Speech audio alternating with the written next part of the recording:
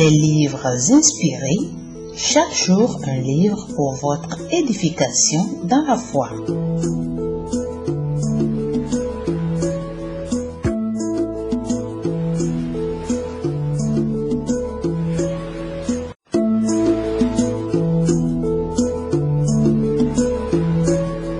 Les livres inspirés, chaque jour un livre pour votre édification dans la foi. Bien-aimés dans le Seigneur, bienvenue à chacun, bienvenue à toutes, bienvenue à tous. Nous poursuivons aujourd'hui la lecture de notre livre « Comprendre la direction divine » du docteur David Oyedepo.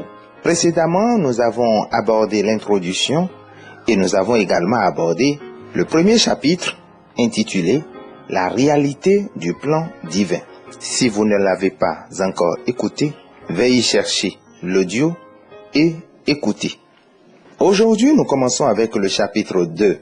Découvrir le plan de Dieu. Dieu a une place préparée pour vous dans la vie. C'est la découverte de cette place qui s'appelle vision.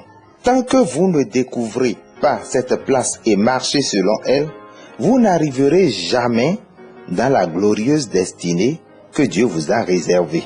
Dans le plan de Dieu, ce n'est pas tout le monde qui est destiné aux affaires. Tout le monde n'est pas censé non plus être au gouvernement ou dans le ministère de Dieu. Dieu a un plan unique pour chacun de nous. Et notre destinée est ancrée dans ce plan. Tout ce que Dieu vous a assigné a un avenir et vous donnera un épanouissement exceptionnel. Alors, localisez-le et soyez heureux avec. J'ai lu l'histoire du propriétaire de la société Service Master Inc. Il a dit, je crois que Service Master Inc. est un ministère. Cette société a 200 000 employés.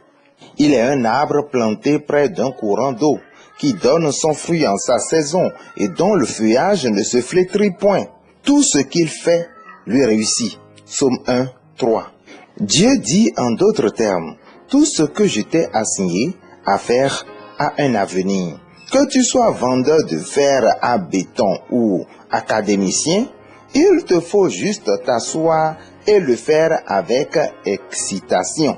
Quand vous obéissez à cette injonction, il viendra un temps où Dieu fera de vous un homme que des générations à venir célébreront.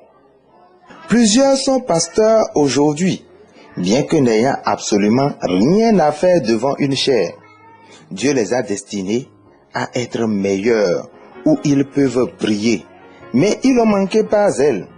Votre appel, c'est le lieu que Dieu vous a préparé pour votre destinée.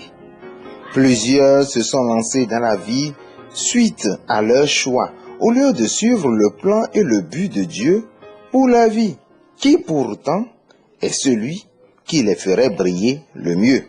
Les affaires étaient mon choix avant qu'ils m'appellent dans un ministère à plein temps. Je n'aurais probablement pas fait autant d'impact dans le monde des affaires comme je le fais à travers ce ministère. Quand vous suivez vos choix au lieu de sa volonté dans la vie, c'est dans la honte et l'insatisfaction que vous finissez au lieu de la gloire.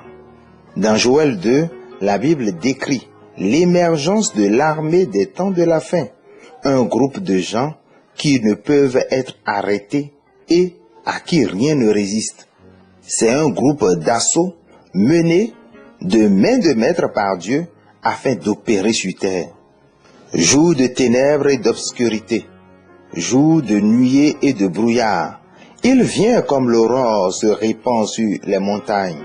Voici un peuple nombreux et puissant, tel qu'il n'y en a jamais eu, et qu'il n'y en aura jamais dans la suite des âges.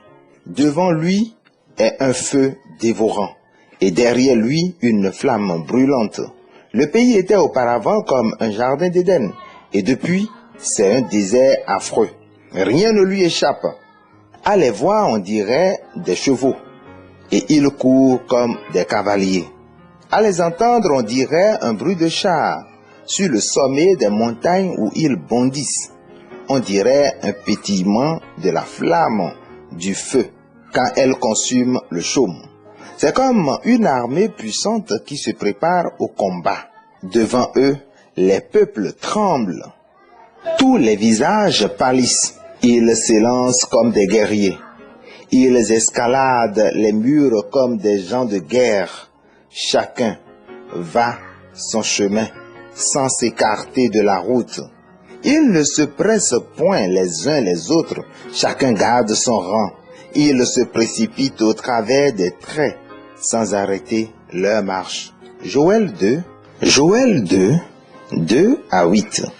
C'est par la vision que vous êtes enregistrés dans cette armée. C'est ce qui vous enregistre dans votre escadron ou bataillon dans cette armée. Vous ne pouvez pas y sécuriser une place sans vision. C'est pourquoi il dit, ils ne se pressent pas les uns les autres, car chacun garde son rang. La place de chacun est bien identifiée. Quand vous réussissez à localiser votre vision, vous êtes prêt pour le triomphe dans la vie. Il n'y a aucun raccourci pour l'excellence dans la vie sans vision.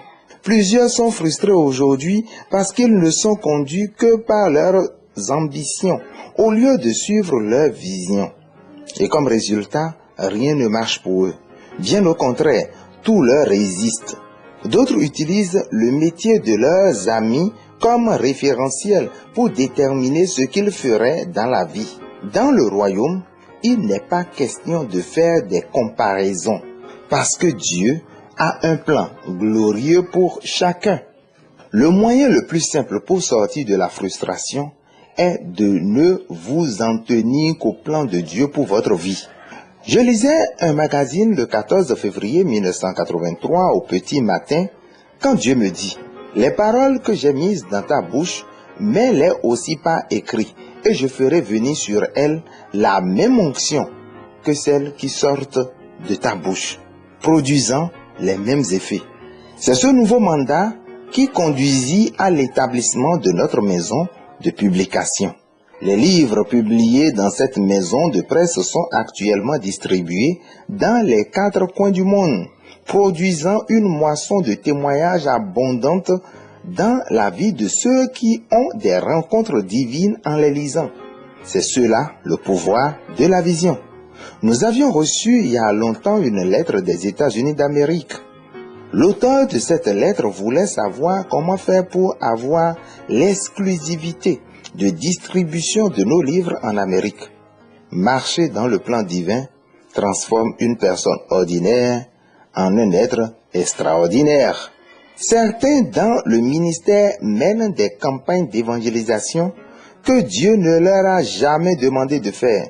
C'est ainsi que de telles personnes restent en rade pendant des années jusqu'au jour où Dieu leur dit « Je ne t'ai jamais envoyé, tu as suivi la cohue. » Oui, Dieu a un plan magnifique pour chacun de nous, mais c'est notre responsabilité de recevoir du ciel les détails du plan à chaque étape parce que la vision sera toujours dévoilée par phase. Dieu vous montrera très rarement l'intégralité du plan d'un seul coup.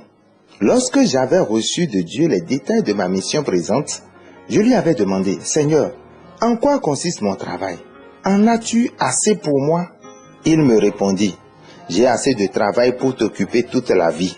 Tu ne finiras jamais pendant le temps que tu as à vivre tout ce que j'ai pour toi comme travail. » Tout récemment, je me suis surpris en train de demander à Dieu, « Mais pourquoi m'utilises-tu tant sans répit? » Il me répondit, « Pour que tu sois prêt pour ce que j'ai pour toi. » Connaître votre mission détermine les points que vous atteignez dans la vie.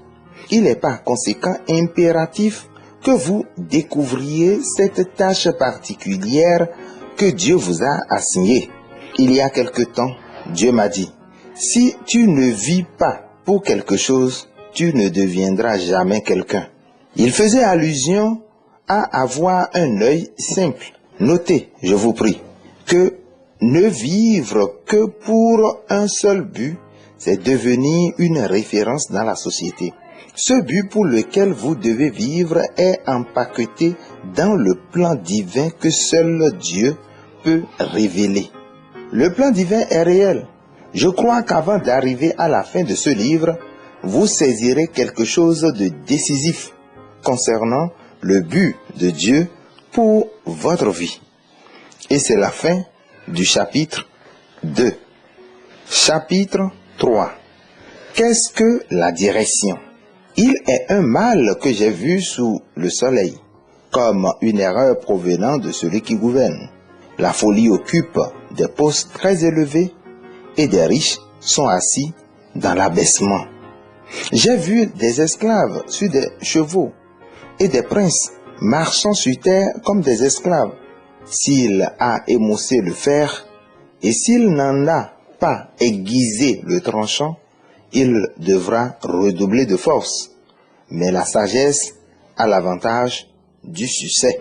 Ecclésiaste 10, versets 5 à 7 et le verset 10. La vision est le dévoilement du plan majeur de Dieu, alors que la direction est l'ensemble de pas à prendre pour accomplir ce plan. Dieu vous a appelé pour prêcher. Très bien, c'est cela l'appel ou la vision. Mais comment allez-vous le faire? C'est à ce niveau que vous avez besoin de direction. La direction divine est une exigence de toute une vie. Vous n'atteindrez jamais un point où vous n'avez plus besoin de direction divine. Plus particulièrement dans la course chrétienne. Il ne vous arrivera jamais de ne plus avoir besoin de la direction de Dieu parce qu'une vie sans direction est émaillée de frustration sans fin. Peu importe votre vitesse sur une mauvaise route, vous n'arriverez jamais à destination.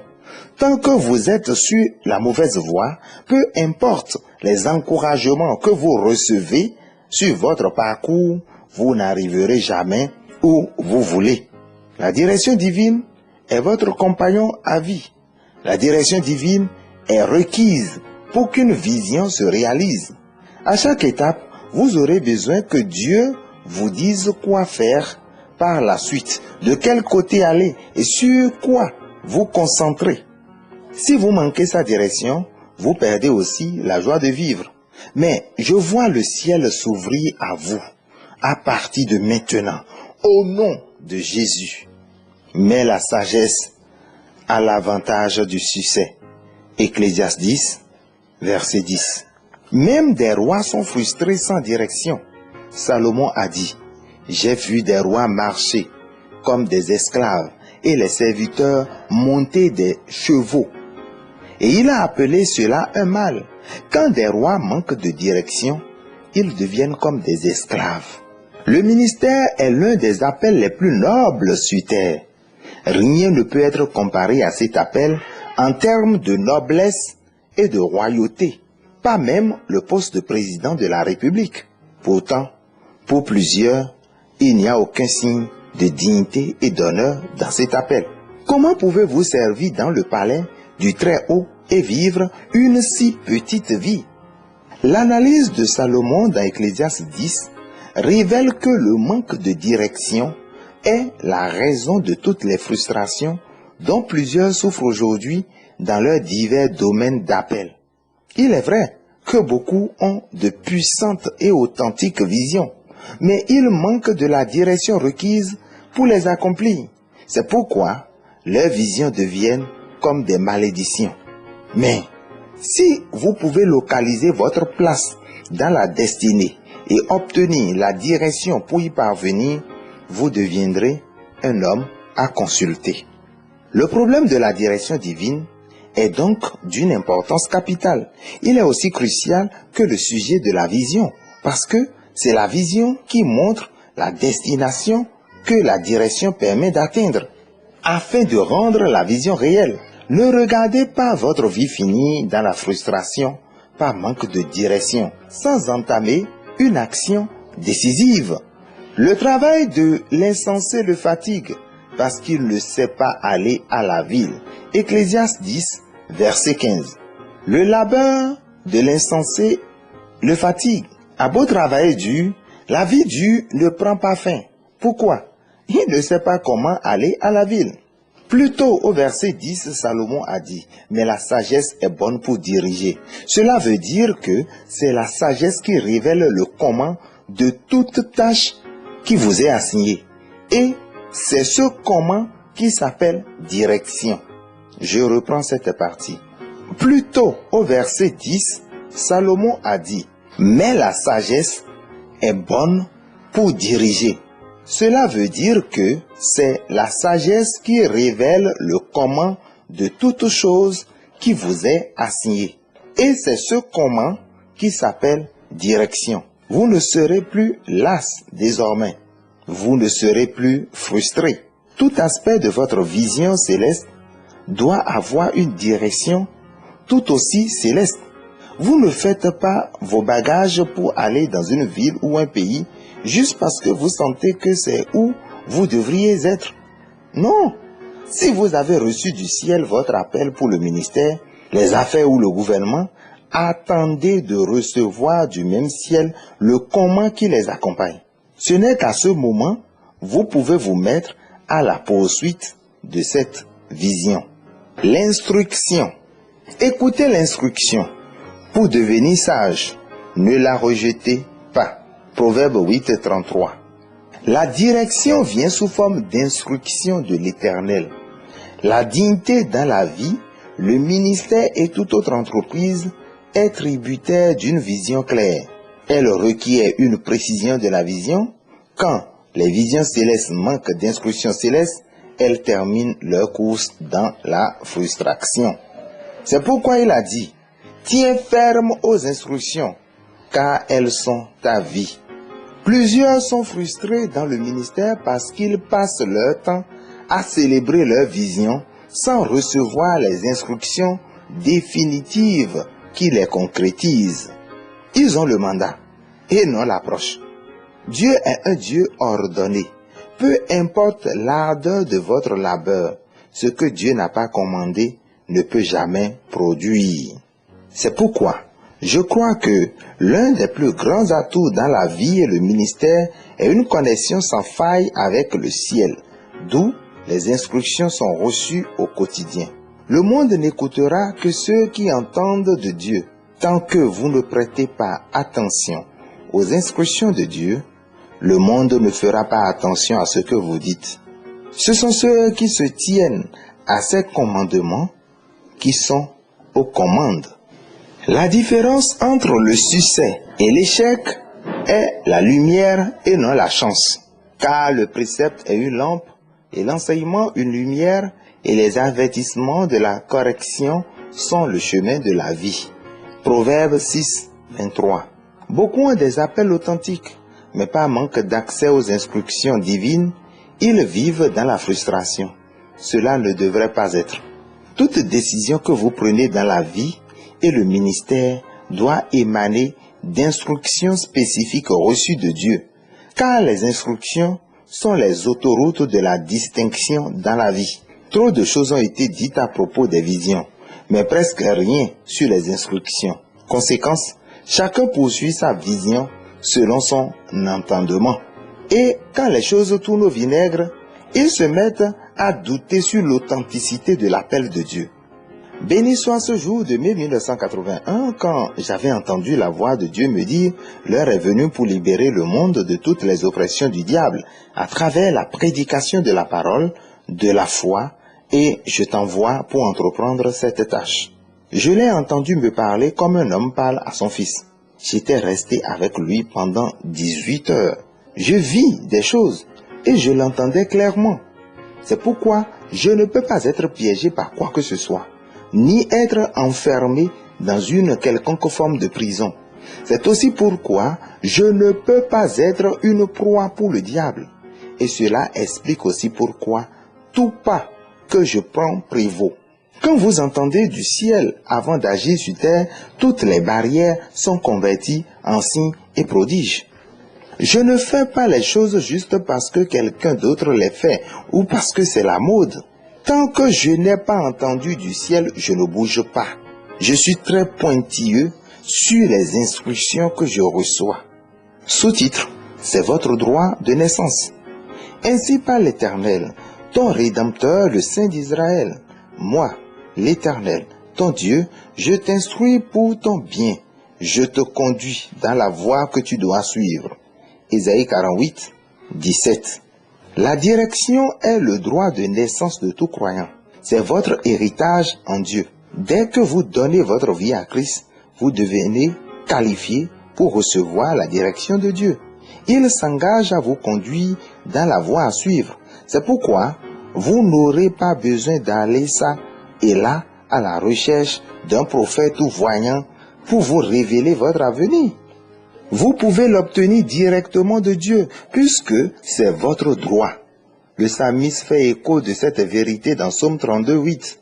Je t'instruirai et je te montrerai la voie que tu dois suivre. Je te conseillerai, j'aurai le regard sur toi. Quand Dieu dit « je te guiderai », cela veut dire qu'il est déterminé à vous instruire, engagé à vous guider et à vous montrer les pas à prendre pour arriver à votre destination. C'est à ce moment que la vie devient colorée et plaisante parce que vous pouvez lui faire confiance, qu'il vous guidera dans la bonne direction. Pas besoin d'être comme un âne ou un cheval qui n'ont aucune connaissance, traversant les épreuves et faisant des erreurs à répétition, marchant par instinct. La volonté de Dieu est de vous donner la bonne direction à chaque étape de votre vie. Jésus, le Fils exemplaire de Dieu, eut accès à la direction divine. Je ne peux par moi-même rien faire. Comme j'entends, je juge. Jean 5, 30. Entendre de Dieu sécurisa sa destinée et préserva son ministère. Si Dieu guida Jésus, il est donc aussi engagé à vous guider. Rappelez-vous que Jésus a dit, comme le Père m'a envoyé, moi aussi je vous envoie. Jean 20, 21.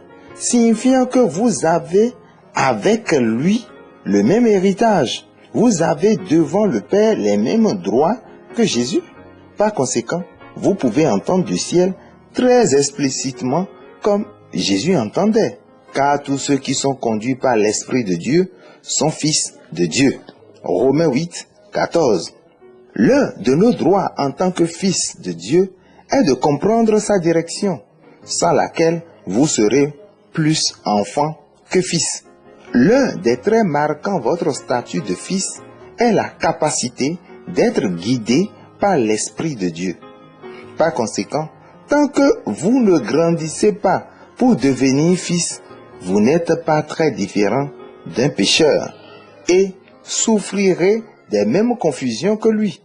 Or, aussi longtemps que l'héritier est enfant, je dis qu'il ne diffère en rien d'un esclave, quoiqu'il soit le maître de tout, mais il est sous des tuteurs et des administrateurs jusqu'au temps marqué par le Père. Nous aussi, de la même manière, lorsque nous étions enfants, nous étions sous l'esclavage des rudiments du monde. Galates 4, versets 1 à 3. La réalisation du plan et du but ultime de Dieu pour vous dépend de votre maturité. Tant que vous ne devenez pas fils, la domination que Dieu vous a réservée ne se matérialisera jamais. Rappelez-vous de la prophétie sur Jésus dans Ésaïe 9, 6.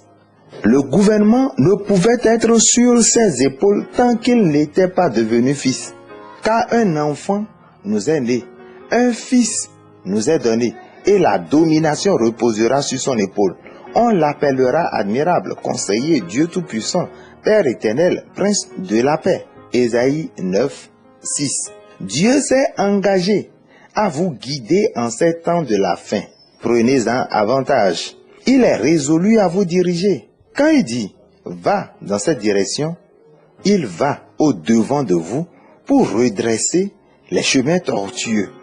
Je marcherai devant toi, j'aplanerai les chemins montueux, je romprai les portes d'airain et je briserai les verrous de fer. Ésaïe 45, verset 2. C'est là l'un des bénéfices de la direction de Dieu. Mais si vous allez où il ne vous a pas envoyé, vous ferez sûrement face au chemin escarpé tout seul. Et vous n'avez pas la puissance pour les aplanir. Car personne ne l'emporte par la force. 1 Samuel 2, 9. Écoutez encore Ésaïe 45. Ainsi parle l'Éternel à son oint. Chaque fois que vous êtes appelé, vous recevrez l'onction pour le service. Quand Dieu appela Gédéon, il lui dit, va avec la force que tu as. Ne t'ai-je pas envoyé? Juge 6,14. Dès qu'il reçut l'appel, la force pour l'accomplir vint sur lui. Vous êtes donc loin dont parle Dieu dans ce passage.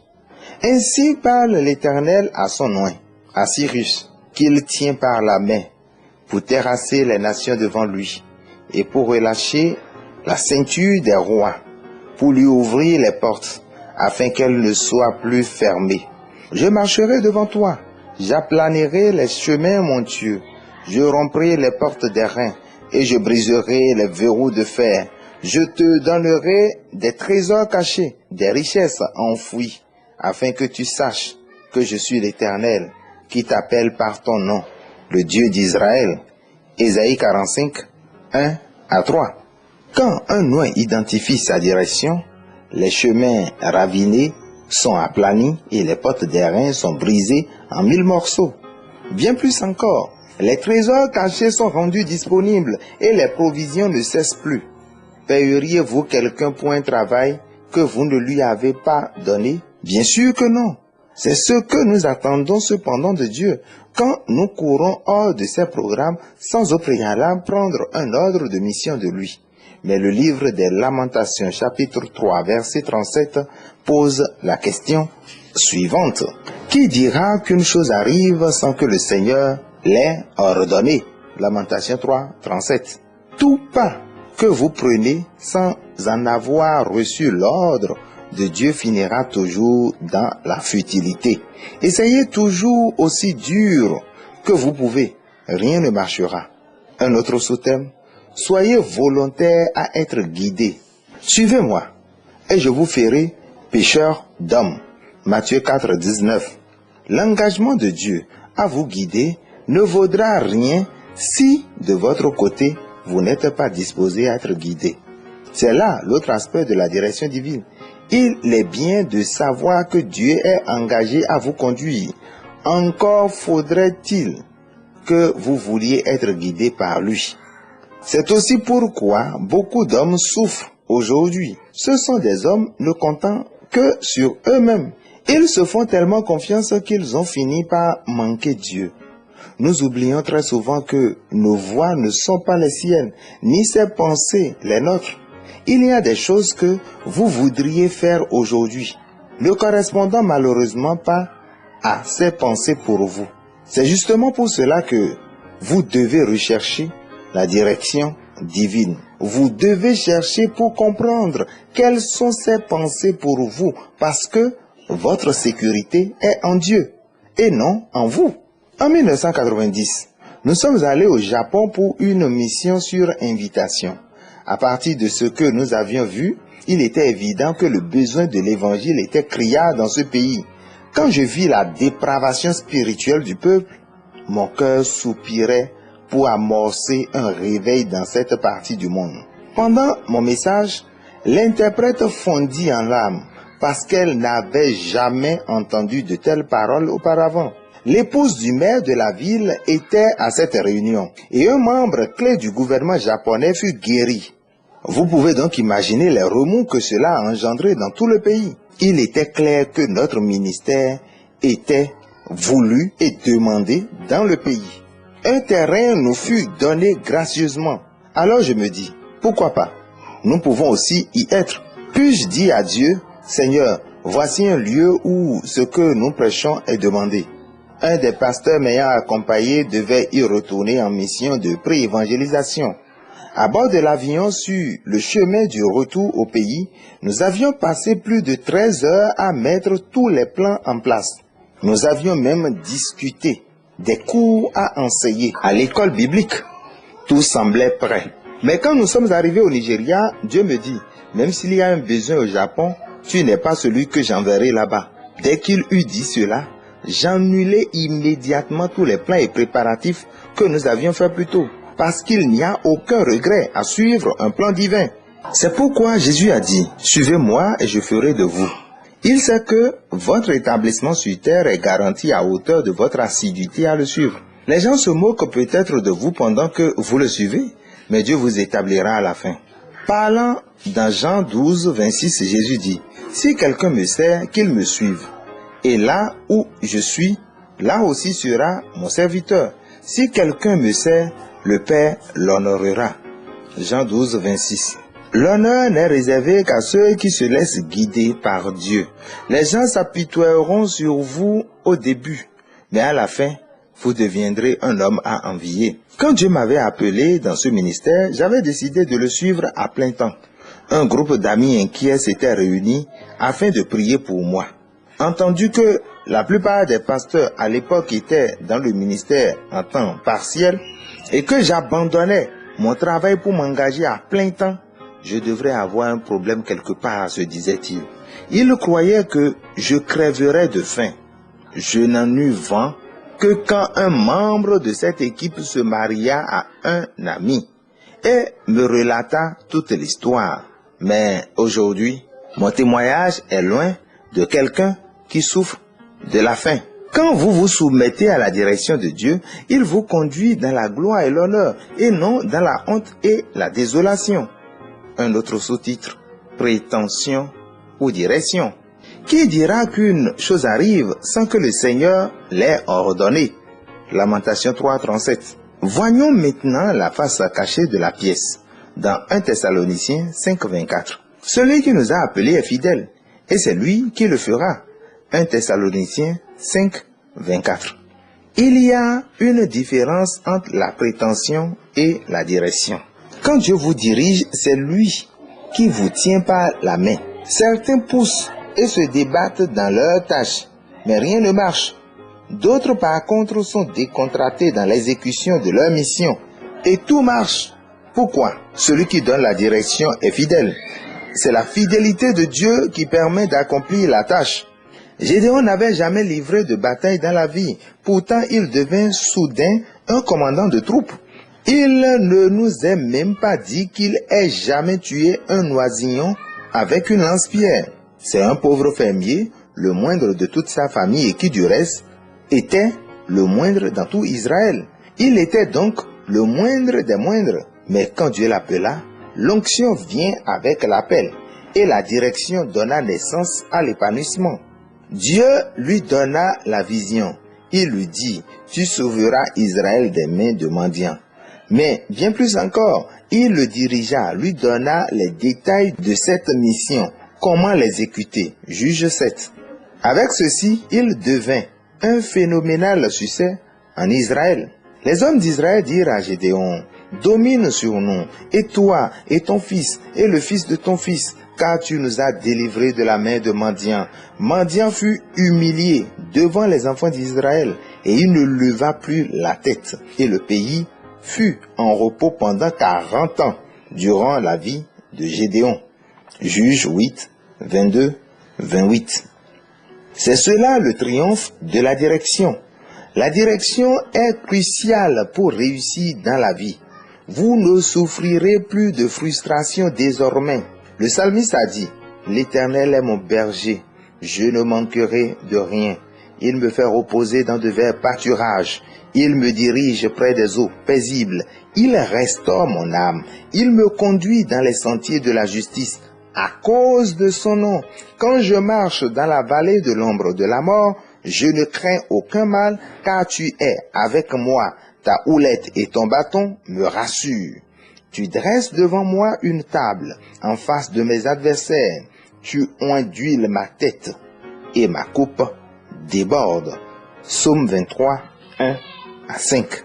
Quand vous êtes en piste avec Dieu, vos ennemis n'ont aucune valeur. Celui qui va devant vous pour redresser les chemins tortueux leur réglera leur compte. Puisse toute surdité et aveuglement sur la direction de Dieu dans votre vie soit détruit maintenant au nom de Jésus. Dieu parla à Abraham et cela le mit au sommet. Genèse 12. Dieu parla à Moïse et cela lui donna un nom. Toute personne ayant une place de valeur dans la vie et ayant marqué sa génération a entendu de Dieu. À partir de maintenant, vous allez entendre de Dieu parce que vous êtes nés pour avoir de la valeur au sein de votre génération. Dieu ne peut pas vous conduire dans une affaire où la porte vous sera fermée au bout du nez. C'est impossible. C'est parce que vous n'avez pas entendu de lui que vous êtes revenu bredouille de votre aventureuse affaire. Vous avez réuni tout l'argent que vous aviez et l'avez investi dans la mauvaise direction. Et tout s'est écroulé comme un château de cartes. Tout ce que Dieu m'a instruit de faire a toujours réussi. Parce que personne ne peut arrêter ce qu'il a ordonné. Aucun ordre donné par Dieu ne peut être contesté par le diable, quel que soit le lieu. À partir de ce jour, le monde saura que vous êtes irrésistible. Entendez de Dieu et vous vivrez heureux sur terre. La direction est la clé de la distinction. Personne ne réussit par la force. Personne ne triomphe par la puissance. Dans le domaine de Dieu, nous ne triomphons que par l'onction du Saint-Esprit, en suivant sa direction. Vous ne manquerez plus jamais de direction divine. Amen. C'est la fin du chapitre 3. Nous allons prochainement aborder le chapitre 4, localiser la direction de Dieu. Merci de nous avoir écoutés.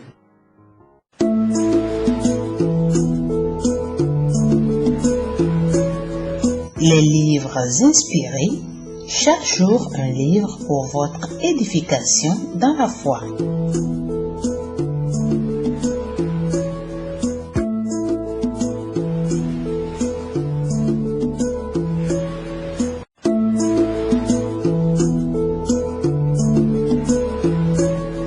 Les livres inspirés, chaque jour un livre pour votre édification dans la foi.